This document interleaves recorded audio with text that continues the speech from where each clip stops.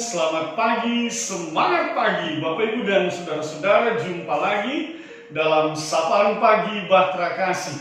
Pada pagi hari ini kita akan kembali mendengarkan sabda firman Tuhan. Dan untuk itu mari kita berdoa memohon pimpinan kuasa Roh Kudus. Mari kita berdoa. Bapa di dalam sorga, Bapa yang kami sembah dalam Kristus Yesus Tuhan dan Juru Selamat. Kami mengucap syukur atas hari yang baru. Kami akan membaca Alkitab.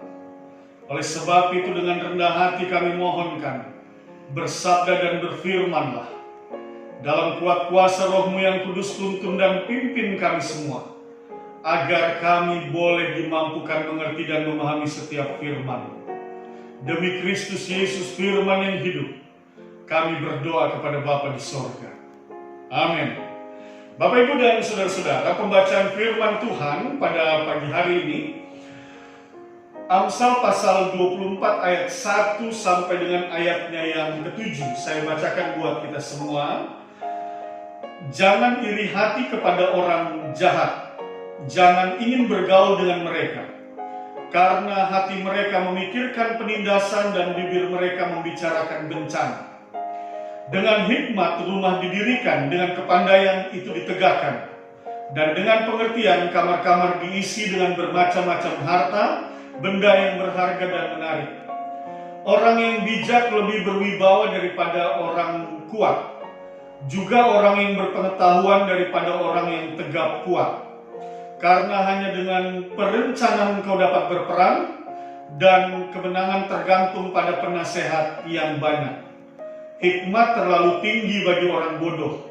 Ia tidak membuka mulutnya di pintu gerbang. Demikian pembacaan Alkitab. Bapak Ibu dan saudara-saudara yang dikasihi oleh Tuhan Yesus Kristus. Firman Tuhan dalam ayat yang pertama jelas memberikan satu ajaran yang sangat menarik sekali, dan ini sebuah realitas yang sering kali terjadi dalam kehidupan kita. Keseharian kita sering berjumpa dalam situasi ini. Bahkan tidak tertutup kemungkinan juga bahwa kita juga pelakunya. Mudah-mudahan tidak. Tapi jangan sampai juga bahwa itu juga pernah kita lakukan di dalam hidup ini. Ayat 1 misalnya mengatakan jangan iri kepada orang jahat, jangan ingin bergaul dengan mereka. Mari perhatikan kata iri di sini. Ini seringkali muncul di dalam diri manusia. Itu sebabnya saya katakan jangan sampai kita juga merupakan pelaku. Artinya bahwa bisa jadi kita juga pernah ada dalam diri kita.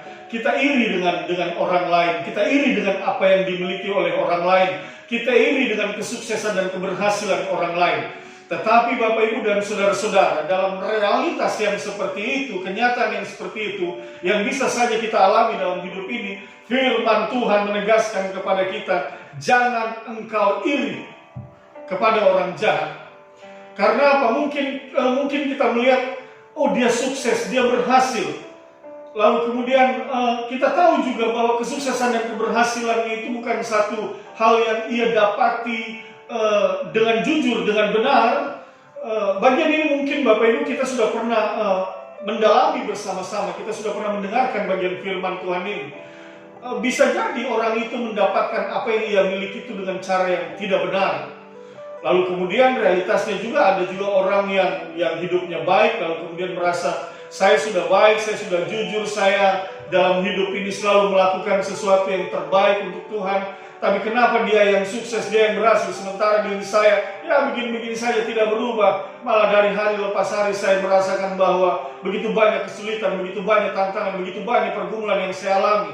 Bapak Ibu dan saudara-saudara, apapun yang kau alami hari ini, firman Tuhan menegaskan jangan engkau iri hati kepada orang jahat. Itu dia.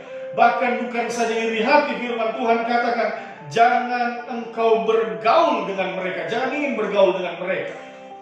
Itu jelas batasannya firman Tuhan. Karena firman mengatakan di dalam ayat yang kedua, karena hati mereka memikirkan penindasan dan bibir mereka membicarakan bencana. Bapak Ibu ingat, engkau diutus di dalam dunia ini Allah mempercayakan satu karyanya di dalam hidupmu untuk berkarya mendatangkan kebaikan bagi sesamamu, mendatangkan sukacita dan damai sejahtera bagi orang-orang di sekitarmu, agar kehadiranmu itu menerangi, menggarami setiap orang yang ada dan yang kau jumpai dalam hidupmu. Bukan sebaliknya, menindas dan menyusahkan orang lain, mendatangkan penderitaan bagi orang lain. Bukan itu. Firman Tuhan mau katakan itu yang dikerjakan oleh orang jahat. Oleh sebab itu engkau tidak perlu iri dengan apa yang ia alami dan apa yang ia nikmati pada saat ini dalam hidupnya. Yang kau harus lakukan adalah tetap konsisten untuk mendatangkan damai sejahtera bagi sesama. Itu yang seharusnya terjadi di dalam kehidupan kita dari hari lepas hari. Tuhan mengutus kita dengan pekerjaan-pekerjaan yang mulia, dengan karya-karya yang baik, dengan satu kegiatan-kegiatan yang mendatangkan kebaikan bagi sesama kita. Oleh sebab itu sekali lagi kita tidak perlu iri. Karena apa Bapak Ibu dan saudara-saudara? Mungkin mereka orang jahat sukses dan berhasil di mata dunia, tetapi sekali lagi kesuksesan dan keberhasilan mereka itu hanya semu, sementara, tidak selamanya. Di lain sisi kita orang yang diutus oleh Tuhan sebagai orang percaya, kita diutus untuk melakukan hal-hal yang baik di dalam dunia ini. Tuhan mau memberikan sebuah hasil daripada perbuatan baik, daripada karya-karya kita, daripada iman percaya kita. Semuanya itu akan menghasilkan satu kebahagiaan yang bukan sementara, satu sukacita yang bukan hanya sementara waktu, tetapi itu akan kekal dan akan kita alami bersama dengan putranya Tuhan kita Yesus Kristus di dalam kerajaannya pada waktunya. Oleh sebab itu kita tidak perlu iri. Justru yang harus terjadi di dalam hidup kita tetap sukacita, tetap bahagia menjalani hari-hari ini, tetap bersyukur dengan apa yang sudah kita miliki hari ini. Sebab Bapak Ibu dan saudara-saudara, firman Tuhan juga mengatakan di dalam Amsal 14 ayat 30, dia katakan demikian, hati yang tenang menyegarkan tubuh. Nah itu perhatikan baik-baik. Milikilah hati yang tenang, karena hati yang tenang itu firman Tuhan katakan menyegarkan tubuh. Tetapi iri hati membusukkan tulang. Nah itu dia. Jadi kalau Bapak Ibu sering-sering iri hati itu, makanya Bapak Ibu jalani hari-hari ini dengan lemah, tidak semangat. Karena yang ada di dalam diri ini cuma iri hati. Tetapi firman Tuhan katakan, engkau akan segar tubuhmu, tulangmu akan segar tubuhmu, tulangmu. Semua hidupmu akan penuh dengan kebahagiaan, sukacita. Engkau menjalani hari dengan semangat. Karena apa? Itu firman Tuhan katakan dalam ayat 30.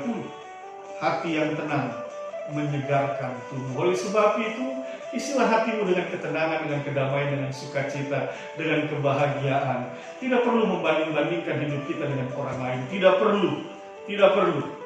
Berkat kita dicukupkan oleh Tuhan dan kita bersyukur dengan apa yang Tuhan berikan kepada kita. Oleh sebab itu, Bapak Ibu dan saudara-saudara, ketika engkau akan menjalani harimu dalam pekerjaan dan pelayanan yang Tuhan percayakan hari ini, maka mulai pagi ini engkau harus percaya, engkau diberkati. Oleh sebab itu jalani hari ini dengan tenang, dengan sukacita, dengan kebahagiaan, dan percaya saja, engkau tidak akan berkekurangan sukacita dan kebahagiaan yang berasal dari Tuhan Allahmu. Bukan hanya engkau, tetapi juga keluarga dan rumah tanggamu. Mari kita berdoa. Bapa Sorgawi, kami mengucap syukur atas firman. Teguhkanlah firman yang dalam hati dan pikiran kami. Kami mau menjalani hari kami dengan tenang dan damai, dengan penuh sukacita dan kebahagiaan.